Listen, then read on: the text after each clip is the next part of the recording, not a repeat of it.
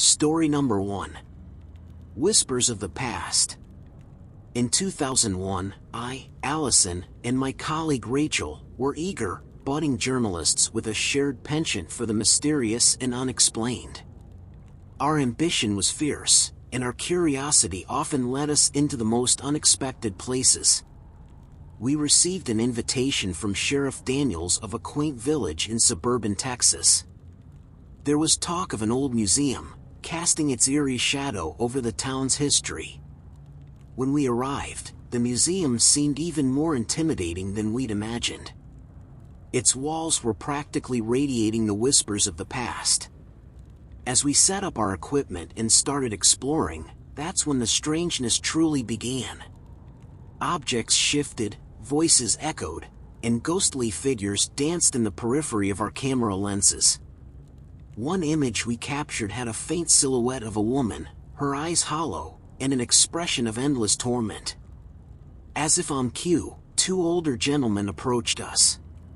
One introduced himself as Dr. William Hartman, a retired historian, and the other was Mr. Charles Green, an ex-archaeologist. They had their reasons for being there, to uncover the tragic past that the museum had buried. Teaming up seemed like the natural course of action. Our quartet's explorations led us deeper into the labyrinthine museum. One night, as the wind howled outside and the museum's groans resonated, a shadowy figure of a wild animal darted in front of us, causing Rachel to trip and me to almost drop my camera. As we recuperated from the initial shock, we stumbled upon an area of the museum that seemed untouched by time. It felt forbidden, yet there was an unspoken understanding among us that this place held the answers we sought. In one dimly lit room, we discovered a stash of old documents that gave chilling accounts of experiments from the turn of the century. These weren't just any experiments, they were ones that played with the veil between life and death.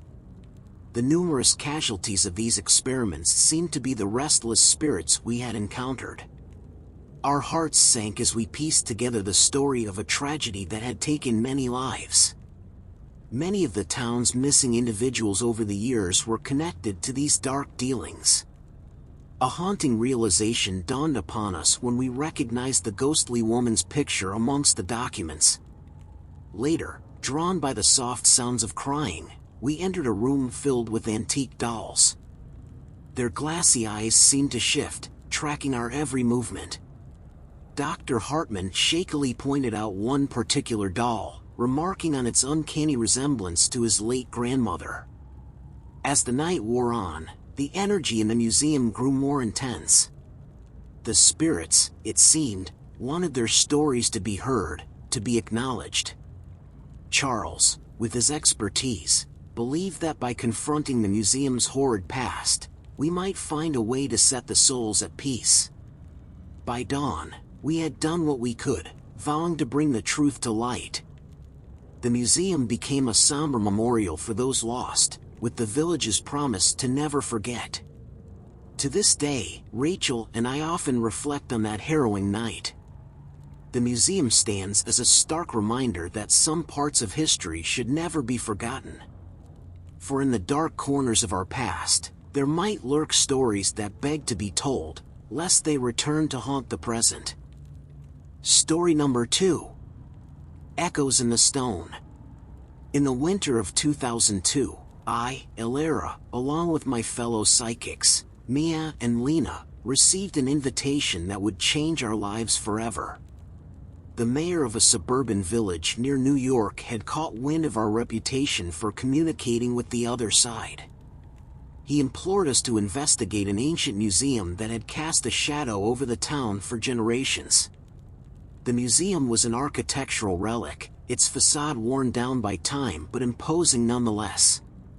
As we drove up, the towering edifice greeted us with its cold, moonlit silhouette. The weight of its history was palpable. Lena remarked on the dense aura that clung to the building, a sentiment Mia and I deeply shared. As we made our way through the dimly lit corridors, our senses were overwhelmed. Objects shifted inexplicably, chilling whispers echoed, and the chilling visages of the departed manifested in our photographs. We soon realized the spirits within were not just remnants but souls tormented by a sinister past. It wasn't long before we were joined by two experienced professionals. David, an astute historian with a passion for uncovering truths, and Monica, a determined detective who had long been trying to unravel the mysteries surrounding the village's disappearances. Together, we formed a team, bound by the collective purpose of uncovering the museum's secrets. One fateful evening, as our investigations led us deeper into the maze-like museum, an unearthly creature dashed across our path, causing Mia to recoil in horror and Lena to trip over a misplaced artifact. I managed to pull them up, but the fright had taken its toll. We pressed on, only to find ourselves in a forgotten section of the museum. The atmosphere here was even more oppressive. We discovered a room, hidden behind layers of dust and cobwebs. Within, we found a trove of old documents and chilling evidence of malevolent experiments, an unholy fusion of science and dark arts that had led to numerous deaths. The souls trapped here were the victims of these twisted endeavors. As we delved further, the cries of the spirits grew louder, leading us to a chamber adorned with lifelike statues. Their eyes, eerily lifelike, seemed to follow our every movement. Monica, ever the brave soul, approached one, noting the uncanny resemblance to an ancestor. Through a mix of psychic communication and historical research, we pieced together the grim tale. The museum had once been a hub for a secret society that sought immortality at any cost. Their experiments, while occasionally successful, resulted in countless souls being trapped in a state of perpetual torment. Determined to right the wrongs, our group worked diligently to find a way to release the spirits.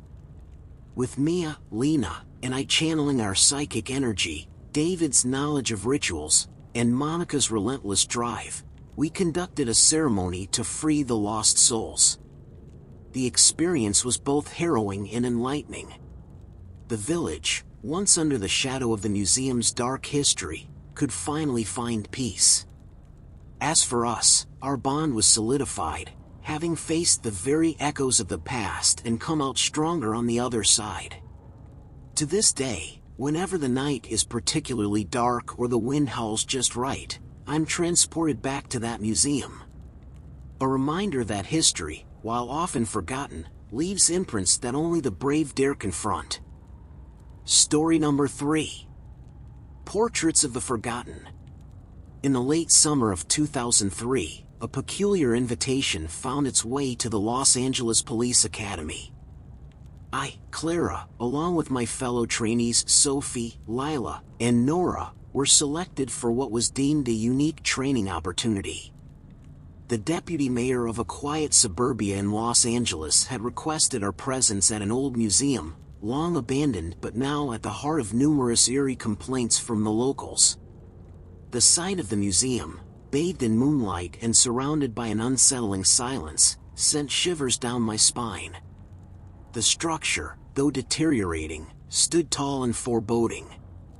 As we ventured inside, Lila joked about our equipment making us look more like ghost hunters than police officers. Little did we know, her words would prove prophetic. The deeper we delved into the museum, the stranger things became.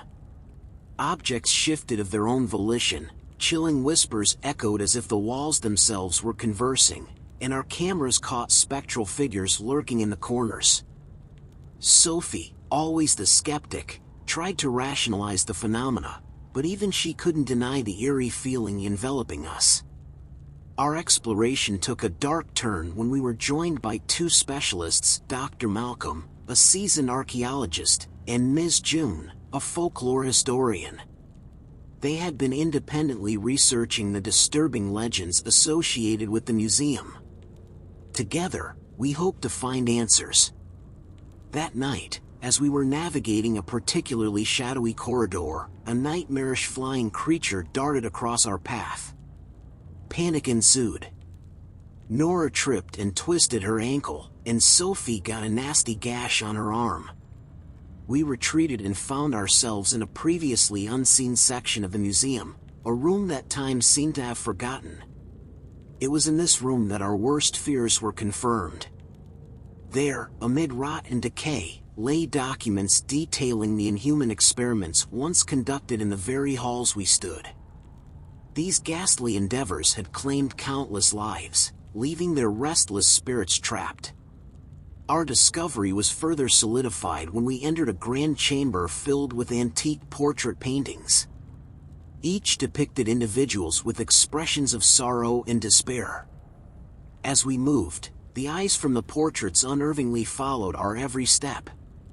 June, her voice trembling, identified several of the individuals as missing persons from the town's history.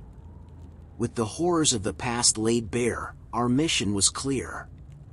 With the combined expertise of Dr. Malcolm and Ms. June, we orchestrated a ritual to appease and free the trapped souls.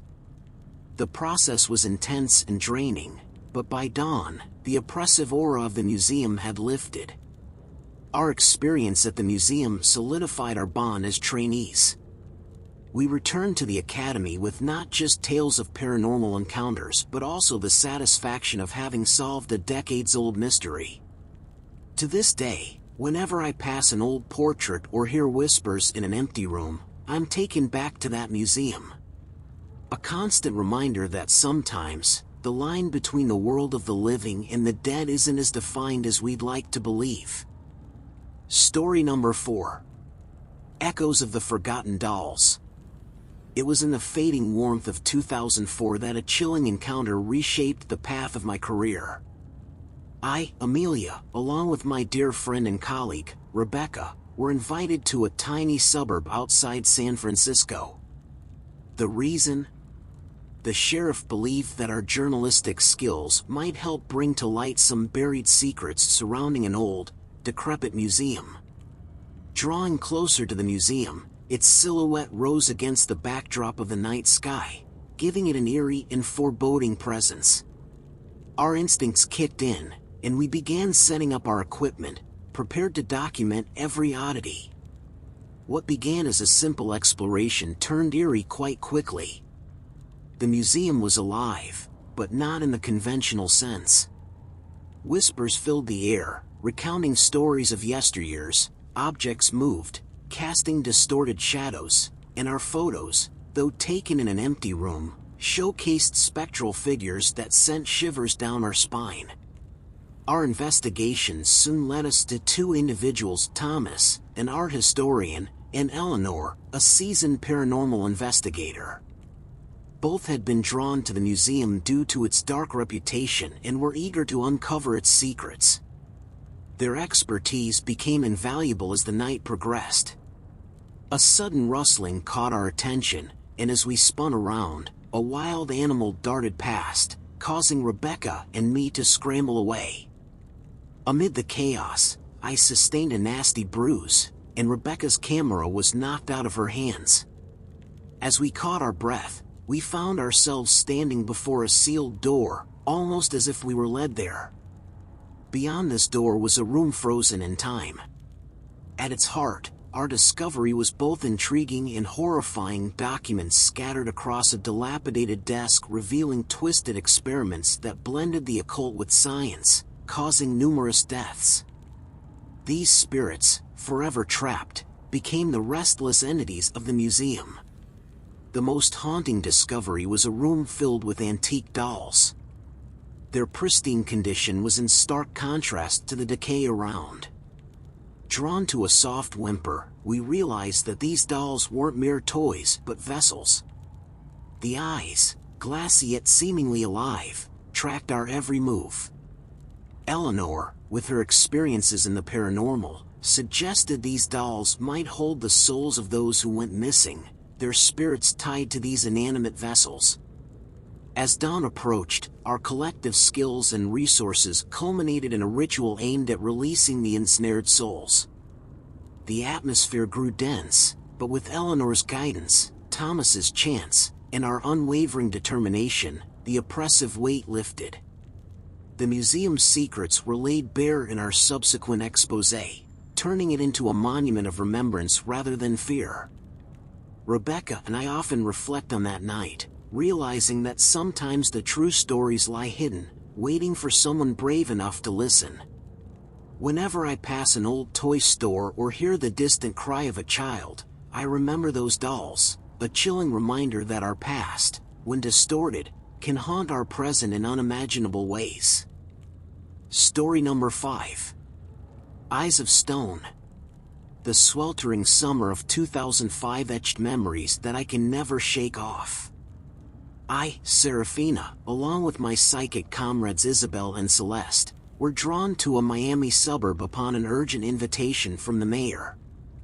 An ancient museum, long shrouded in dark legends, beckoned us, its tale yet untold. The museum, under the moon's silvery gaze, presented a chilling picture, a monument of time's relentless march and man's forgotten misdeeds. With our psychic sensitivities on high alert and equipment in hand, we stepped into a world where the present intertwined with the ghosts of the past. The deeper we ventured, the stronger the energies grew. Objects stirred, disembodied voices whispered tales of woe, and phantasmal figures danced in the corners of our vision. Celeste, ever the empath, felt their sorrow deeply, sensing spirits trapped in an endless loop of despair. Our exploration was further complicated by the arrival of two individuals: Marcus, a retired detective with a keen sense of observation, and Evelyn, a historian with an extensive knowledge of the region's past. They brought with them pieces of the puzzle we hadn't yet uncovered, and together, our group sought the truth. One evening, a sinister creature's silhouette darted through the dimly lit hallway, sending Isabel into a state of panic. Our retreat led us deeper into the museum's heart, where we stumbled upon a concealed section, undisturbed for decades. The room was a treasure trove of horror, old documents detailing experiments that melded dark arts with modern science, leading to catastrophic results. These experiments were the cause of numerous deaths, their spirits left restless, haunting the museum's every nook and cranny. A peculiar sound drew our attention, leading us to a grand chamber adorned with antique statues, lifelike in their portrayal of various individuals. It was here that we felt the most intense psychic activity. The statues, eerily realistic, seemed to shed tears, their eyes tracking our every movement. Evelyn, visibly pale, identified a few as prominent figures who had mysteriously vanished years ago. It became evident that these statues were not mere stone but a prison for the souls of the departed, their spirits bound and tormented. Fueled by a sense of justice, our group, with our combined abilities, embarked on a mission to release these trapped souls. Through a combination of psychic rituals, historical chants, and detective deductions, we confronted the darkness that held the spirits captive. The subsequent days saw the museum transform. From a place of horror, it turned into a sanctuary, a testament to the resilience of the human spirit. That summer remains etched in my mind. The museum stands as a reminder that the echoes of the past, if not acknowledged, can haunt the present. Each time I pass by a statue in any part of the world, I'm reminded of those stone eyes, and I silently hope that they truly found their peace. Story number 6. Portraits of Desolation. I remember the summer of 2006 like it was yesterday. The sweltering heat, the murmurs of cicadas, and that phone call. I, Vanessa, had just finished another rigorous day of training at the police academy with my friends, Lana, Dana, and Carla. Just as we were discussing our weekend plans, I received an unexpected call from the deputy mayor of a nearby village in suburban Orlando. He needed our skills to investigate strange occurrences in an ancient museum. When we arrived at the museum, its dark, towering facade loomed over us, shadowed in moonlight. It felt as though the structure was a living entity, waiting to swallow us whole. Gripping our equipment, we entered, our hearts heavy with both anticipation and dread. The inside was like stepping into another realm. Time felt distorted. The air was thick with stories of despair and torment. Objects relocated themselves mysteriously, disembodied voices whispered chilling tales, and photographs showed figures that weren't there. Our investigation became a group effort when we were joined by Richard, a talented archaeologist, and Madeline, an occult expert. Both had their own interests in the museum, drawn by tales of its dark history and legends. That night, as we meandered through the dimly lit halls, an ominous flying creature burst from the shadows, scattering us in panic. Carla suffered a sprained wrist, and Dana was left with scratches down her arm. In our rush, we found ourselves in a part of the museum that seemed untouched by time. Within this secluded section, we unearthed a cache of documents, each more horrifying than the last.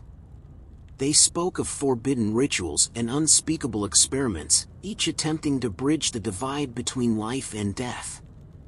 It became painfully clear that many of the village's missing residents had become unwilling participants in these heinous acts. In another chilling turn, we found ourselves drawn to a room echoing with soft, melancholic sobs. The walls of this room were adorned with antique portrait paintings. The intensity of the eyes, filled with raw emotion, was hypnotizing. Lana, eyes wide with recognition, noted that many of the faces matched descriptions of those who had vanished over the years. It was with the combined expertise of our diverse group that we sought to confront and rectify the malevolent forces at play. Through a series of rituals, investigations, and sheer determination, we aimed to free the trapped souls and bring them the peace they were denied in life.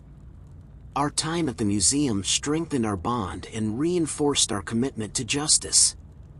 While we left the building behind, the memories remained, forever imprinted in our minds. Now, years later, whenever I see a portrait in a gallery or hear a distant, unexplained cry, I'm instantly taken back to that museum. A solemn reminder that behind every face, every image, is a story waiting to be told. Story number 7. Whispers of the Forsaken. In the scorching summer of 2007, destiny led me, Elise, and my fellow journalist, Maddie, to a tale that would forever haunt our dreams. The Las Vegas suburbs, renowned for their glitz and glam, hid in their outskirts a village trapped in time and tales of unspeakable terror. An urgent summons from the local sheriff led us to a museum, its walls guarding stories that begged to be told. The edifice stood in stark contrast to the neon lights of Las Vegas, looking like a relic from a bygone era. As Maddie and I set up our equipment, the unease was palpable, like the air itself held its breath, waiting. Every step inside the museum felt like a journey back in time. The stillness was occasionally disrupted by uncanny movements of objects, chilling echoes, and spectral figures captured in our camera's fleeting glance. Each room seemed to hold a fragment of the past, and the deeper we ventured, the more apparent the malevolence became. Our exploration took an unexpected turn when we were joined by Alex, an architect with a keen interest in ancient structures, and Diana, a local historian. Their expertise provided insights into the museum's haunting history and its dark corridors. One evening, as twilight settled and shadows played tricks on our eyes, a frenzied creature darted across our path. The sheer shock sent Maddie and me scrambling, resulting in bruises and a shattered camera.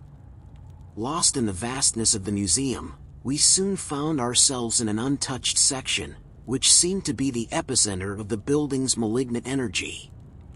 There, amid cobwebs and decay, lay the horrifying truth documents, faded with time, detailing macabre experiments intended to breach the barriers of life and death. Many of the village's missing souls had fallen victim to these sinister trials, leaving behind spirits yearning for release. The true horror, however, awaited us in a dimly lit room, where the soft cries of despair led us. Rows of antique dolls, each exquisitely detailed, stared back at us. Their glassy eyes, filled with sorrow, seemed to track our every move. Diana, voice shaking, identified several as representations of missing villagers from decades past. The realization was paralyzing. These were not mere dolls, but vessels, capturing the souls of the departed. Their torment echoed in the silent cries that filled the room. Determined to unveil the truth and free these trapped spirits, our team combined our resources. Days turned to nights, filled with rituals, historical research, and architectural explorations, seeking to reverse the maleficence that permeated the museum. The eventual release of the trapped souls marked the end of our investigation. Maddie and I documented our harrowing experiences, ensuring the village's dark history would never be forgotten. Today, as I reflect on that summer, the memories remain vivid. The museum stands as a reminder of the fine line between curiosity and depravity. Each time I cross paths with an antique doll or hear a distant whisper, I'm transported back to that forsaken museum, realizing that some stories, though hidden, never truly fade away. Story number 8. Echoes of the Island. The year 2008 remains indelibly marked in my memories, a shadowed chapter one wish I could erase but can never forget.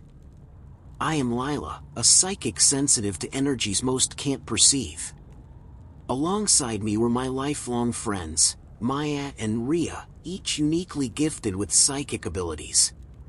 It was a breezy evening in Honolulu when the mayor, Mr. Nakamura, personally extended an invitation to us. Tales of a secluded museum in the suburbia, long abandoned yet echoing with restless spirits, had reached him. He sought our expertise, hoping we might provide some answers and peace. The museum, veiled in moonlight, stood out like a sore thumb amidst the lush tropical landscape. With a collective deep breath, we ventured in, our senses immediately assaulted by the weight of anguish trapped within the walls. Our exploration was filled with uncanny events, relics moving on their own accord, chilling chants resonating, and ghostly apparitions captured in the corner of our eyes. Every room screamed of stories buried, waiting for an audience. Our journey took an unexpected turn with the arrival of Kane, a local historian, and Kiana, an archaeologist fascinated by ancient rituals. Their expertise and our psychic skills combined, forming a formidable team.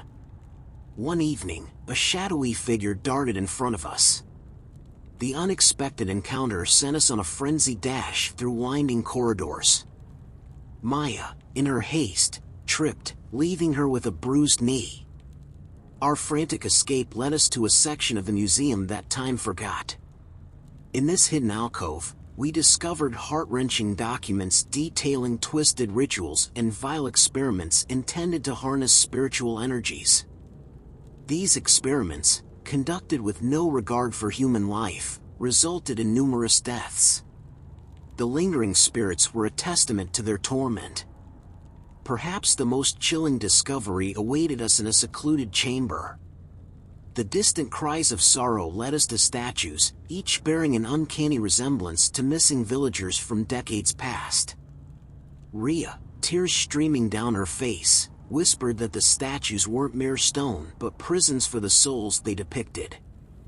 Overcome with a sense of justice and fueled by the unearthed truths, we joined forces to confront the malevolent energies and free the trapped spirits.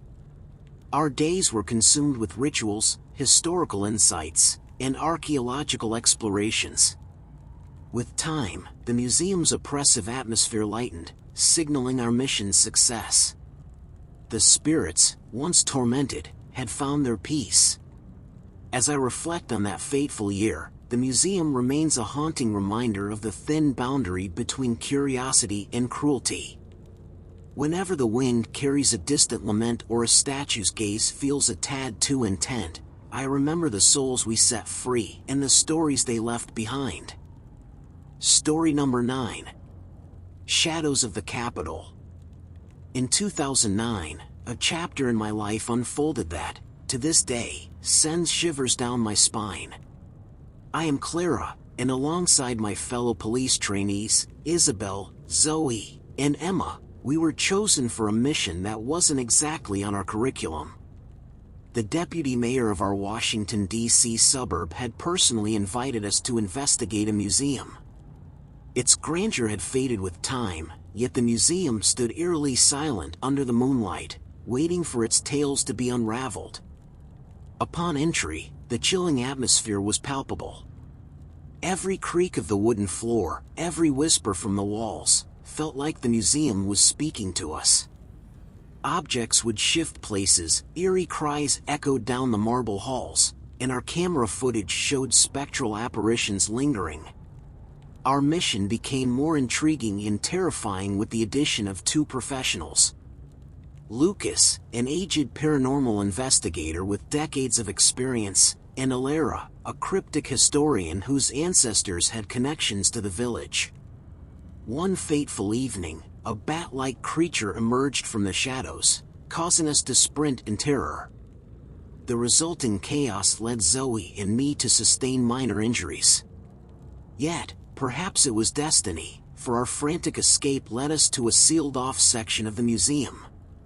This hidden area was a goldmine of secrets.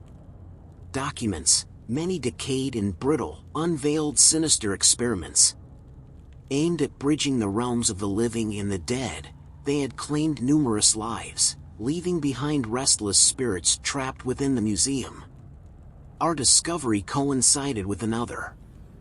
Alara presented us with old city records that pointed towards the mysterious disappearances of several villagers, each disappearance corresponding to the darkest days of the museum's history.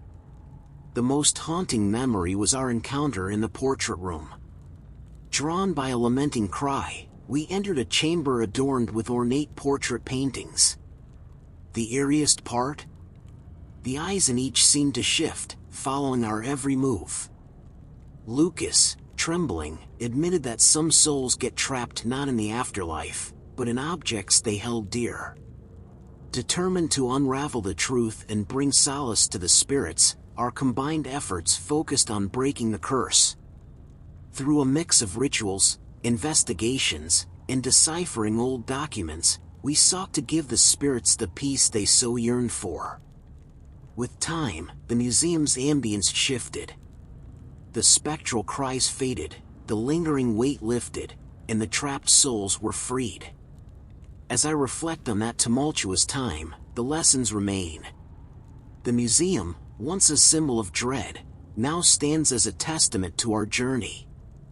Whenever I pass by a portrait, the memories flood back, reminding me that often, the line between the past and the present, the living and the dead, is finer than we think. Story number 10. Echoes from the Windy City. In 2010, amidst the bustle of Chicago's metropolitan life, an opportunity presented itself to me that promised to be a profound and enlightening experience. My name is Lydia, and together with my fellow journalist and friend, Elise, we were about to embark on an investigation that neither of us would ever forget. The invitation was peculiar, a handwritten letter from the sheriff of a small village in the Chicago suburbs, asking us to explore and document an old museum, the stories of which had been the stuff of local legends for years. Upon arriving, the towering museum loomed before us, bathed in the soft glow of moonlight, appearing almost serene. Armed with our cameras and notebooks, we stepped in, little realizing that the very fabric of the building seemed to breathe with the echoes of the past. The deeper we ventured, the more the museum seemed alive. Lights flickered, inanimate objects shifted, and ghostly murmurs filled the cold air. Photos taken captured spectral figures hovering in the background. Joining our exploration were two seasoned professionals, Martin, a renowned paranormal investigator, and Diane, a local historian. Their expertise was invaluable, especially when we found ourselves lost within the vast labyrinthine corridors of the museum one fateful night. As we navigated through the museum's twists and turns, a sudden movement caught our attention. A shadowy creature dashed across our path, its swift presence causing Elise to trip and bruise her arm. Regaining our composure, we found ourselves before an ironclad door leading to an abandoned wing of the museum. The forgotten section was a treasure trove of dark history. We unearthed countless documents detailing grotesque experiments meant to blur the line between life and death. This, we realized, was the ground zero of the hauntings. Our most unsettling discovery, however, was a compilation of obituaries and missing persons reports, all of them pointing to the museum. It became clear that the tragedies that unfolded here were directly linked to its haunted reputation. In one dimly lit room, the faint sound of sobbing led us to a collection of antique dolls, each eerily lifelike. Their glassy eyes seemed to track our every move, a haunting testament to the souls they might be holding captive. As the days turned into nights and our investigations deepened, the stories of the museum began to unravel. With each piece of the puzzle falling into place, it became evident that we were not just documenting history, we were living it. Now, a decade later, as I pen down this account, the memories remain as vivid as ever. The chilling whispers, the faces in the photographs, and the ever-watchful eyes of those dolls. The museum stands not just as a relic of the past, but as a testament to the stories that time almost forgot, and to the lengths we went to uncover them. Story number 11. Whispers of Boston's Past. In the fall of 2011, I, Sophia, and my closest psychic friend, Amelia, received a peculiar invitation. The mayor of a secluded village on the outskirts of Boston had reached out to us. His letter spoke of an ancient museum filled with histories that even he, as a lifelong resident, couldn't decipher. We were intrigued and decided to embark on this venture. The museum's structure was daunting, standing tall and menacing, casting long shadows even under the bright moon.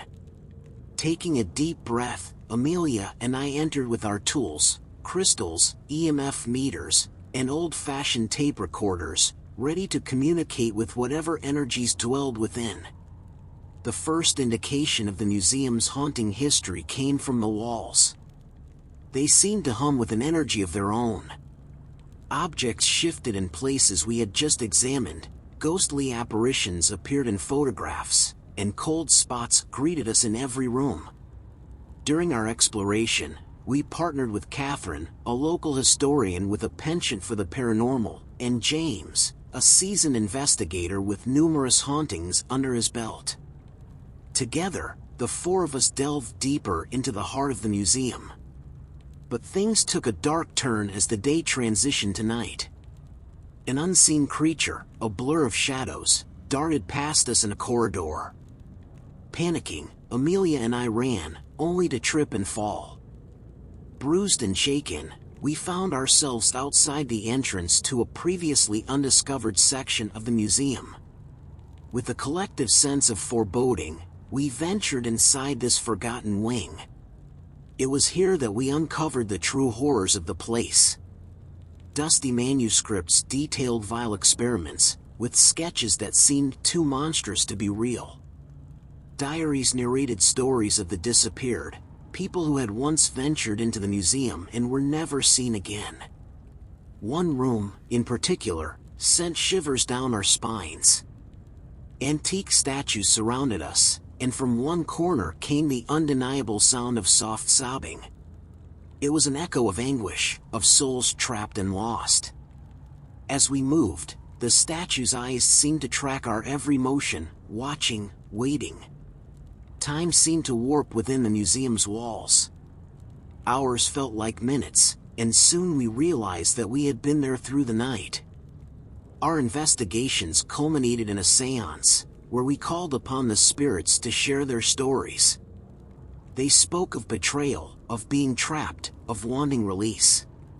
The next morning, we left the museum with more questions than answers. The documents and our experiences painted a grim picture, but the exact events that had led to such malevolence remained shrouded in mystery. Today, as I recall that haunting exploration, the weight of the museum's history still presses on my mind.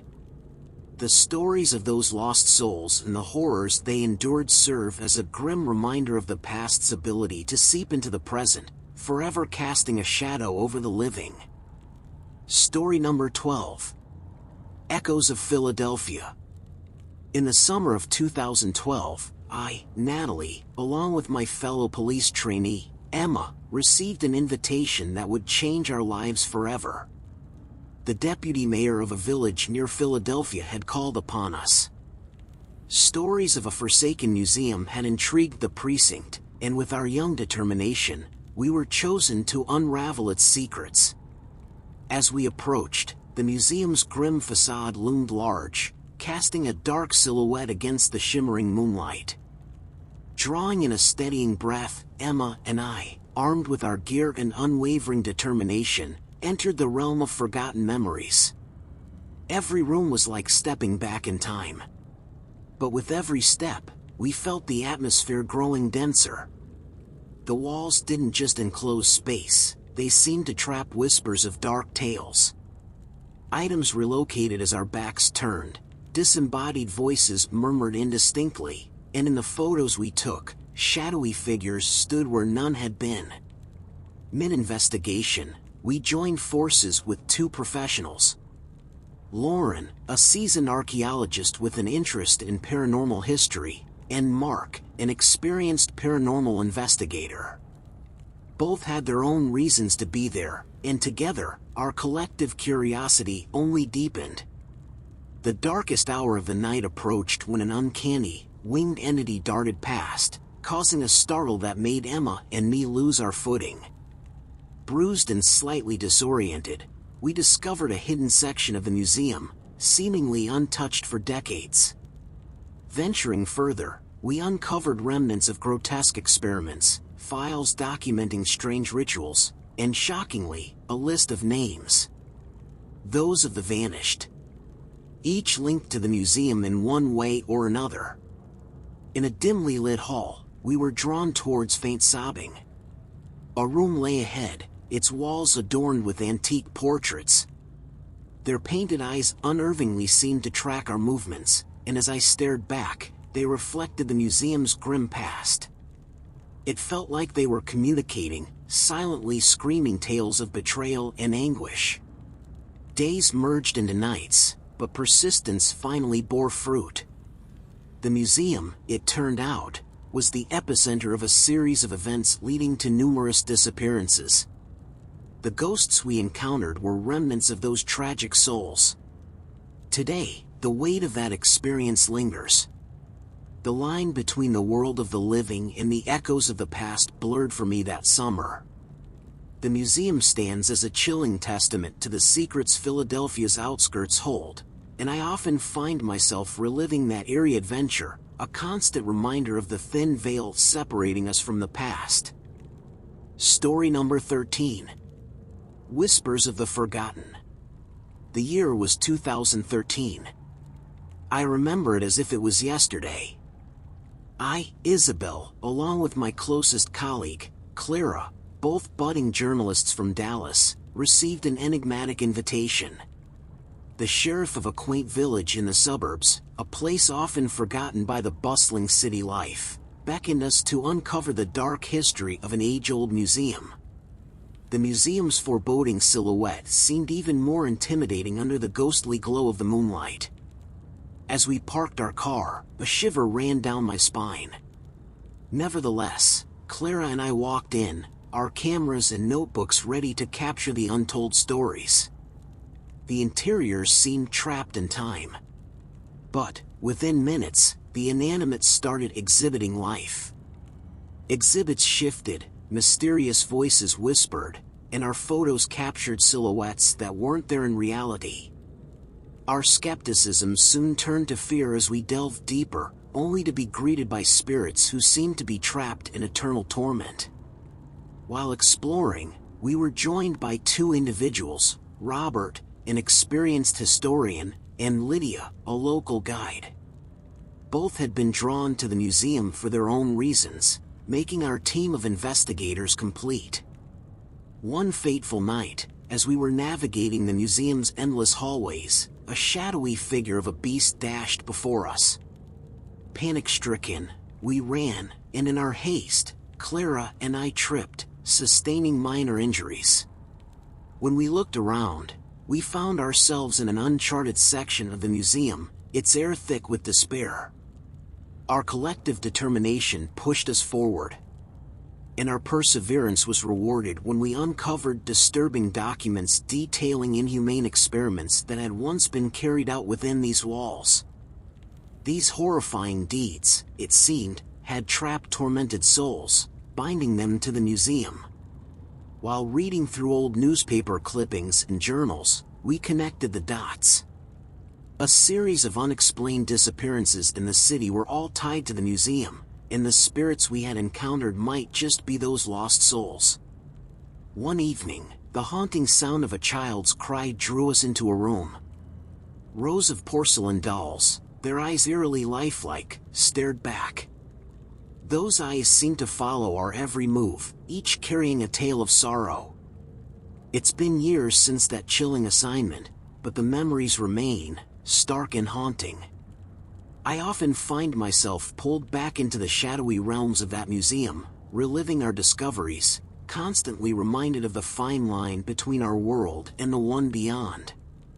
The stories we unearthed that summer have forever imprinted themselves on our souls, a testament to our quest for truth in the darkest corners of history.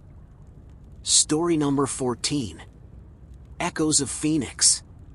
The summer of 2014 is one I'll never forget. My name is Sophia, and alongside my close friends Amelia and Emma, both gifted psychics like myself, we were drawn to a village in the suburbs of Phoenix. The invitation, embossed with the town's emblem and signed by the mayor himself, felt more like a plea. Pulling up to the museum, it appeared more haunted than historic, silhouetted against the setting sun. Emma voiced what we all felt: there's something very wrong here. We entered, our psychic tools in hand, to document the secrets within. The museum seemed to breathe. Whispered stories of torment echoed off the walls, mingling with the scent of old wood and dusty memories. Objects shifted when we weren't looking, our reflections in glass cases stared back a second too long, and the temperature dropped without reason. One evening, our exploration was joined by an anthropologist named Michael and a historian, Diane, both aged around 50 and with an air of skepticism. But their doubt would soon be shattered. During one of our late-night explorations, an indescribable creature darted across our path. Panic ensued, and in our frantic bid to escape, I tripped, injuring my ankle. Amelia and Emma quickly helped me up, and we found ourselves in a long-forgotten part of the museum. This section told a story far more sinister than the rest. Papers detailing grotesque experiments littered the tables. It became clear that these practices, conducted under the guise of research, led to numerous deaths, trapping souls within these walls. Amelia held up a series of newspaper clippings that spoke of several people who disappeared in the town. The common link? All had last been seen at the museum. As we continued our exploration, an eerie cry led us to a room brimming with statues, each more lifelike than the last. The anguish in the statues' eyes was palpable. They seemed to watch our every move, begging for release. Over the course of that summer, with the combined expertise of our group, we unraveled a tale of sorrow, betrayal, and wickedness that had ensnared innocent souls. We conducted rituals, reaching out to the spirits, offering them peace and guiding them to move on. Looking back, the memories still send shivers down my spine. While we did free many souls, some remnants of the past continue to linger in the museum's shadows, waiting for the next unsuspecting visitor to listen to their tales. I often wake up, thinking I'm still there, hearing those faint whispers. And every time, I'm reminded of the price one pays when meddling with the unseen. Story number 15. The Shadows of San Diego Suburbia. 2015 was a year that marked the beginning of my career, but it's also a year I wish I could erase from my memory. My name is Lila, and I was a fresh police trainee, alongside my close friends Mia, Clara, and Zoe. We were young, ambitious, and eager to make our mark in the world. The invitation arrived in a dark red envelope, stamped with the official emblem of the deputy mayor's office. We were chosen for a unique assignment, to investigate a mysterious old museum in a sleepy village of San Diego Suburbia. The museum had garnered a sinister reputation over the years, with locals avoiding it, especially after sunset. The first evening we arrived, the museum stood bathed in the soft glow of the moon, its dark windows promising untold stories. With cameras and notebooks in hand, we stepped into its dimly lit corridors. From the very beginning, it felt as if the walls were alive, pulsating with the whispers of the past. Portraits seemed to glare, their expressions changing when out of direct sight. A cold wind blew through the hallways even though all the windows were shut. One evening, we were joined by two individuals, Ethan, an archaeologist with decades of experience, and Olivia, an expert in historical architecture. Both were in their early 50s and brought a wealth of knowledge to our team. As days turned into nights, our investigations deepened, and so did the mysteries. One night, while navigating a poorly lit corridor, a bizarre flying entity darted past us, causing us to scramble in different directions. I remember the sharp pain as I tripped and fell, my elbow taking the brunt of the fall. Mia rushed to help me up, and we found ourselves in a section of the museum that wasn't on any map, an abandoned wing that time had forgotten. We delved deeper, our torchlights revealing dusty rooms filled with relics. The most disturbing discovery was a trove of documents detailing sinister experiments that were conducted there, decades ago. These experiments, which involved manipulating the human psyche, had gone horribly wrong, leading to numerous casualties. It wasn't hard to deduce that these tormented souls were the ghosts now haunting the museum. The last piece of the puzzle came when Zoe found newspaper clippings dating back years, detailing the mysterious disappearances of people from the town, all last seen at the museum. The most unsettling experience occurred in a room filled with portrait paintings. As we entered, we could hear a soft, melancholic cry echoing in the room. The eyes of the portraits seemed to follow our every move, and their expressions were of deep sorrow and pain. We did manage to piece together the tragic history of the museum, offering some solace to the restless spirits. But the events of that summer changed us forever. Even today, when I close my eyes, I hear those whispers, those cries, and I'm reminded of the dark secrets that history often hides in its shadows.